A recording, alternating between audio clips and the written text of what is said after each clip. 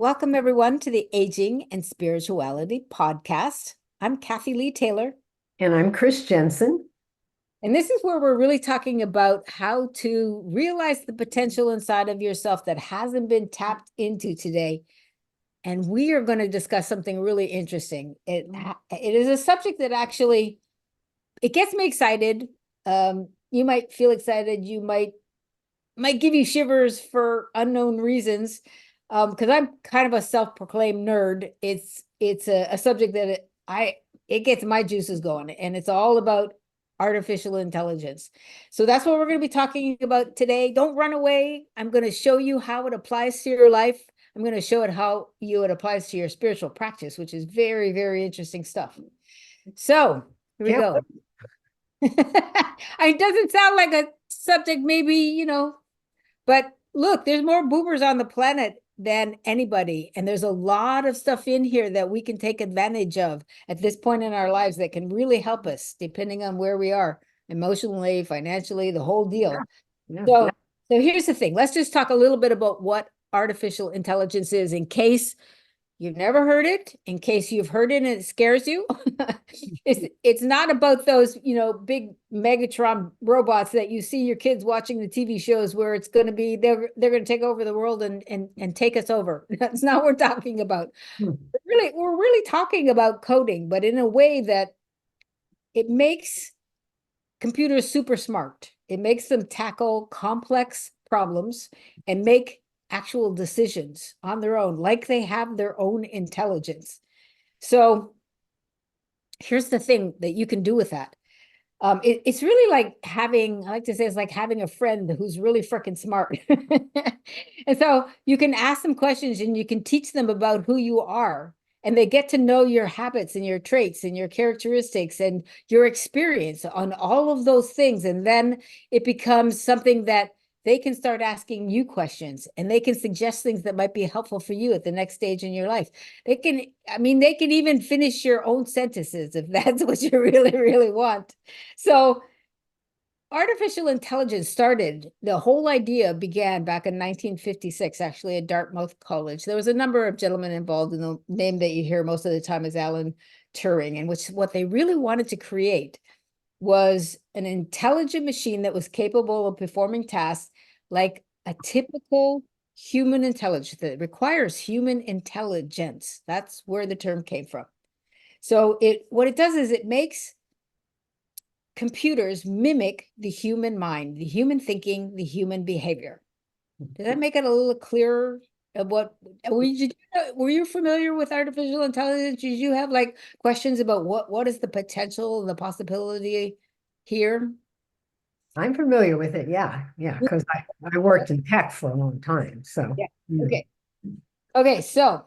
But I am interested in your ideas about the potential for us boomers right now. Yeah, we boomers are really can benefit from this if they pay attention and really use some of the things that are coming out can be very, very helpful. So here's the thing. Take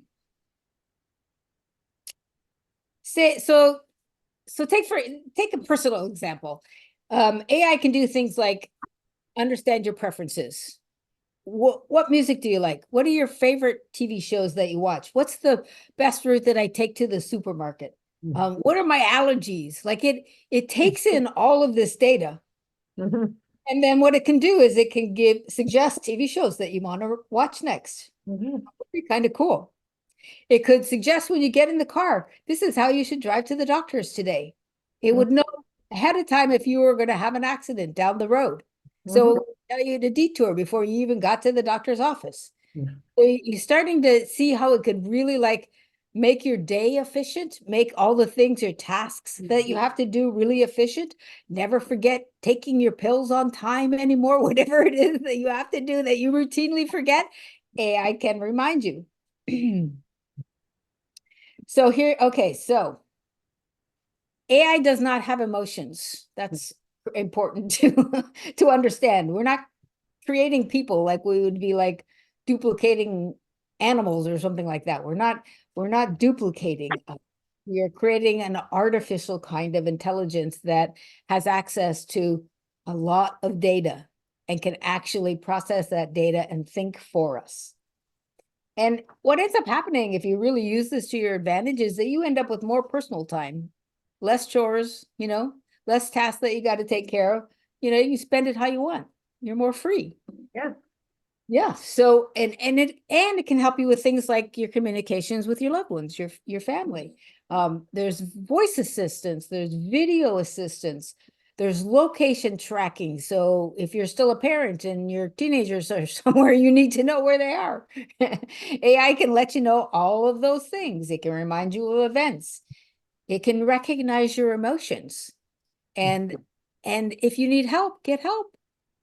Amazing. I mean, it's really, really amazing. So let's just kind of break it down in terms of where are you in your life right now? And I'm going to use myself as an example. Say I want to make, I have a certain amount of money coming in, and I would just like to have a little extra pocket cash, $1,000, $2,000. Plus, I'm bored and I want to work and I want to do something and I don't want to sit around all the time. So I'm looking for a side hustle. I can build a side hustle. I could go find like some kind of remote job, which it's never been easier in the history of the world than to get a job right now. It is. Yeah. And business, like we used to call people like me an entrepreneur. We built our own business. We worked independently, but we always had teams. Now the thing is, you can be a solopreneur. You can literally learn, it's a new term, the millennials, but you can literally learn to work with the internet. It gives you the capability of having your own business, building your own business online, and you don't need anybody. So there's no reason that you can't have some kind of hustle going on where you can earn some money using AI. So here's some of the things to know about AI, so you can kind of zone in on if you fall in that category and you want to do that. We're going to talk about some of the barriers that it takes away. So let's see here.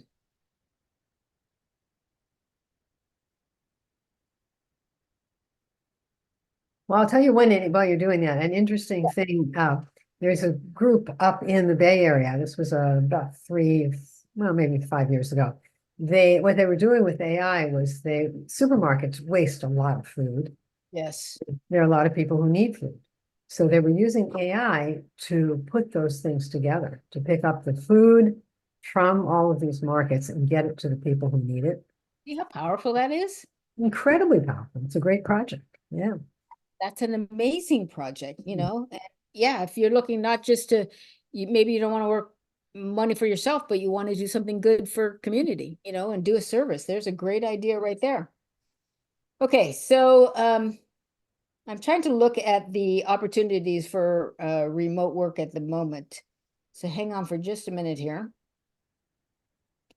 Okay, so remote work is really about finding something that matches your skills. AI will do assessments and find out what you're really good at, what your experience is, what your history is, and then match you up with particular remote jobs. That happens a lot with gig workers, and those are people that are doing things like driving Ubers or delivering food, or whatever that kind of job is. It's called the gig economy. It is called automated job matching. It analyzes your skills, your preferences, and matches them to a job that you can find online. So that's all stuff that you can get on the internet if you're looking for that kind of thing. So that's the kind of thing you can do. I mean, it's so much easier to make money than it used to be. I mean, all you need is the internet. So some of the other areas that it affects your life, being in the boomer generation, we think about healthcare a lot more than we did when we were younger. I probably have had more doctor's appointments since I, turned 65 than I did my whole life. So there's all kinds of tools in the healthcare industry that are affected by artificial intelligence. One of them is the diagnostic and imaging techniques. So your x-rays and your MRIs and your CT scans, they're all going to be enhanced by imaging and analyzing the images by artificial intelligence, which is just going to make it much more efficient and much more specific and much more accurate, you know? So it'll be much easier to figure out what's wrong with somebody and then how to treat it quicker, faster, you know? So you're not going to end up with so many people suffering and in chronic pain as long as they absolutely do. It works with drug discovery. It's being used in the pharmaceutical industry now to analyze really large data sets and identify potential candidates for drug issues. I wonder if it's, you know, working in areas like the new drugs are coming up for diabetes and stuff like that. So it's making great advances there. AI will affect personalized medicine. So it can analyze a patient's data, the genetic data behind your physicality. It can tailor a treatment to an individual patient's needs. And what they're finding using it is that the outcomes are reducing any adverse reactions. It's working really, really well. So, and one of the other ones in healthcare is robotics and surgery. I mean, they've got AI-powered robots that could assist the surgeons in performing really complex surgeries with precision and minimal invasiveness. As we know, you used to have to get cut open for a lot of procedures now that can get done with little ticks, and they can insert, you know, computers and work literally without hands, work with just robots, you know, doing surgeries on them. This is all backed up by artificial intelligence. And telemedicine is something that is really being boosted by artificial intelligence. How many people have actually had a remote call, a Zoom call with their doctors now? That never existed 50 years ago, you know, 30 years ago, 20 years ago. Well, you know, I had robotic surgery. I had my hysterectomy was, and it was really interesting because the surgeon, she showed me, she sits next to you and she's at a computer Okay. and the robot is following her hand. Yeah. So people think, oh, robotic surgery, the robot's doing it all, but it's really not. Yeah. It's assisting her. I mean, Yeah. she, you know, like she was actually, you know, doing her hand where she wanted the robot to cut. And it was amazing. I mean, I had a complete hysterectomy and you can't tell. Wow. Could Can you tell. There's one tiny little thing, like a quarter of an inch, that's about all you can see. see inside what she was doing? Could you see where the robot was going? Oh, And no, I was out. oh, you were out. Are you kidding? Before, you know, I don't like to take anesthesia. And before the surgery, the anesthesiologist was there. And I said, you know, I'm very sensitive. Maybe you could give me less anesthesia. He goes, this is a 4-hour surgery. And Right. by the time the gurney turned the corner, I was out. 4 hours, holy moly. I Yeah. actually, Well, that's the thing. It takes longer. It does take a little bit longer, but it's very accurate. It's wow, very accurate. Yeah. that's awesome. I actually did see when I had heart surgery and they went in through the groin and up and put a stent Yeah. in the superior vena. I actually watched that whole procedure. It was, they put a camera up above on the wall of this, Wow. watched the whole thing. That was crazy. Wow, that's amazing. Yeah, it was crazy. Okay, so that's healthcare. And then one of the other areas in your life that'll be affected is transportation. Yeah. I know this is the one that scares people also, but it's self-driving cars. And they really say it's going to make it more safer, more efficient, and certainly more environmentally friendly. So we'll see. I mean, I think that one's slower to be adopted because it's kind of scary. But, you know, autonomous vehicles are being used up north all the time. And people that use them say they're great and they're not scary at all. It doesn't, I mean, I would be nervous to jump in a car that didn't have a driver, but they say it's just, if they were all being run autonomously, it would be much safer because of human error. So that's an interesting thing. I was at And a conference a couple years back, and one of the speakers was involved in this, and he said, you know, people are worried about accidents from autonomous vehicles. He said, babies being born now, by the time they're driving, they're going to wonder how we were so reckless as to think that we could drive. I love that. That's one way to look at it. Yeah. Probably true. Probably true. Yeah. Very humans thought they could drive. Mm.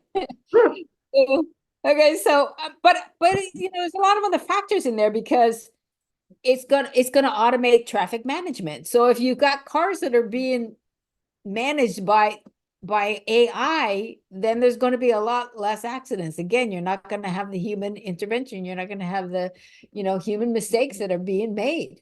I mean, the traffic is going to be monitored, Mhm. the signals, rerouting vehicles so that, congestion doesn't happen. It's like just an automated game going on the streets.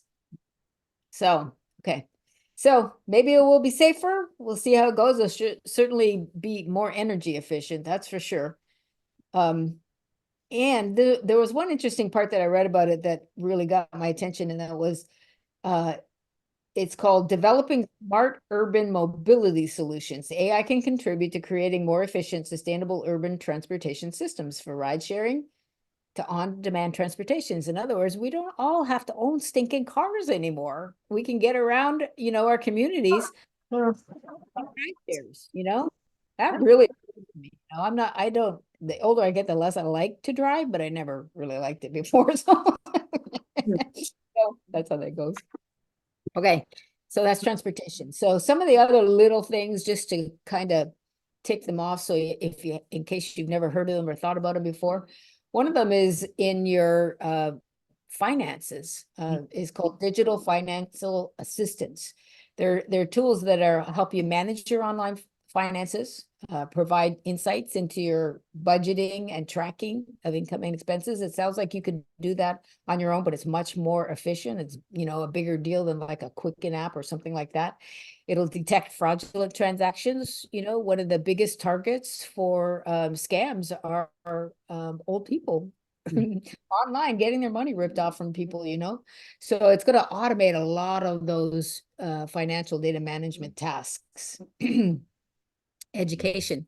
If you want to learn a new language, if you want to learn anything, it's all going to be online, and it's all going to be assisted by, AI step-by-step tutorials, AI chatbots that you can go in and ask questions to. Anything that you want to know, you have access to data around the world because of artificial intelligence.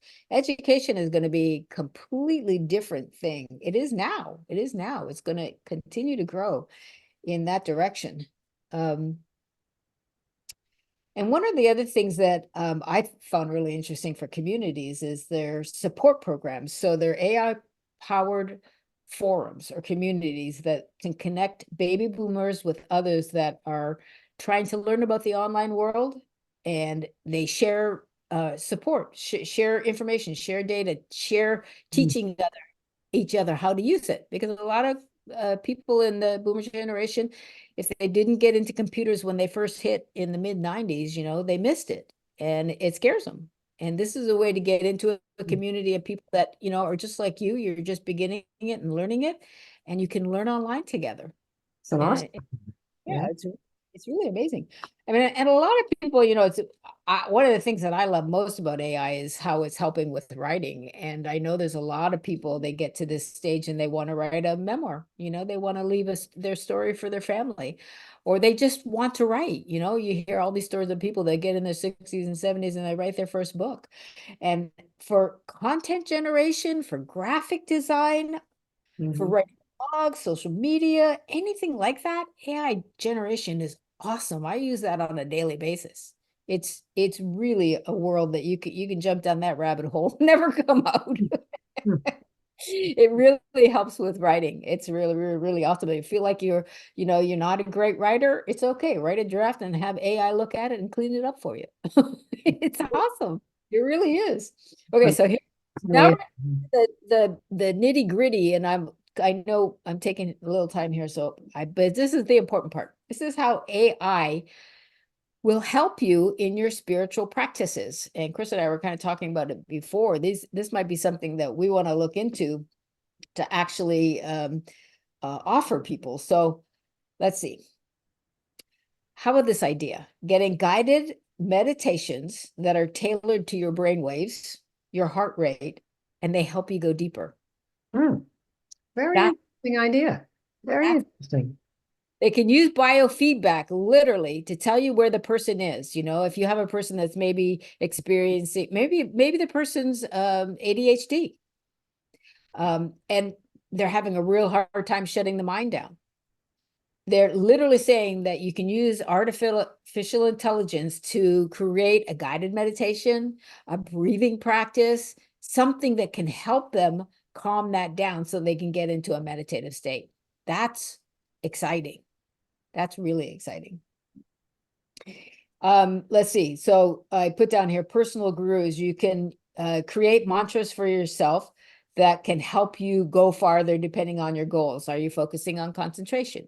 Are you trying to just work on your mental stillness? Are you hyperactive and you have to calm your mind down? Wherever it is that you are on that level of learning to get into stillness, AI can help you do that with guided personal apps, um, including meditative experiences, including musical, digital guided meditations, including, pranayama practices like Chris teaches every week, but they're personalized to where you are in your spiritual practice.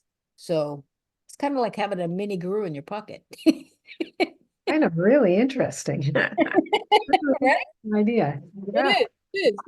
It is. So there's also AIs that will create virtual environments that will enhance your ability to go deep. So you put on the 3D, what's that called? Virtual reality glasses, or what that thing is that you put on your eyes.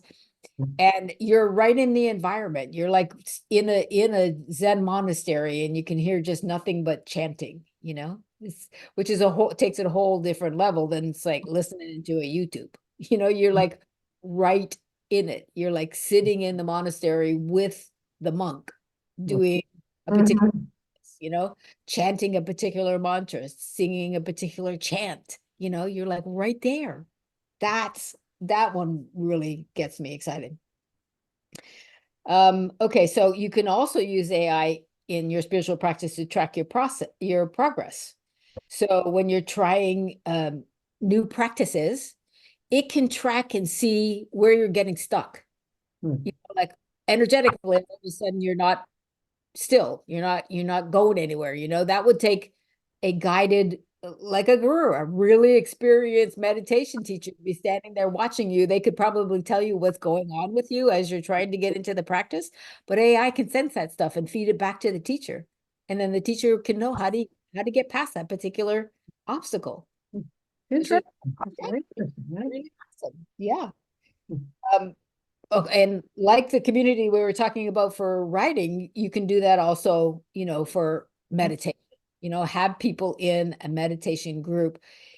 As Chris and I know, over the years, what kept us going back to the yoga center for a lot of the time was because meditating with 40, 50, 60 people in a room is Difference. way more powerful than doing it on your own. Mhm.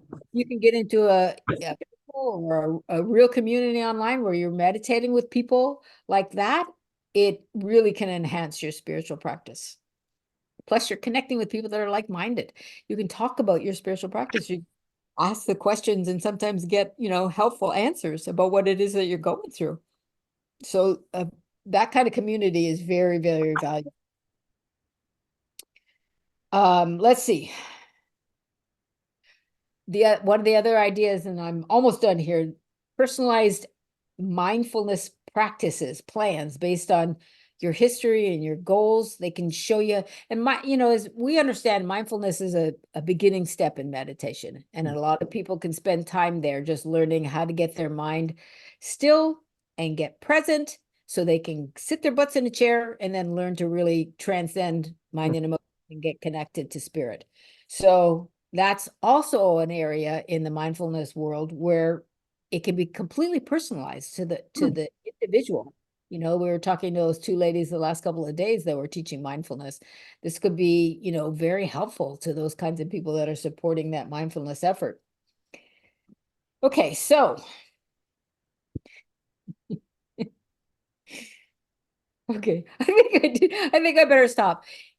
There are so many things about AI that you can use in teaching you how to learn to be still, showing you how to meditate.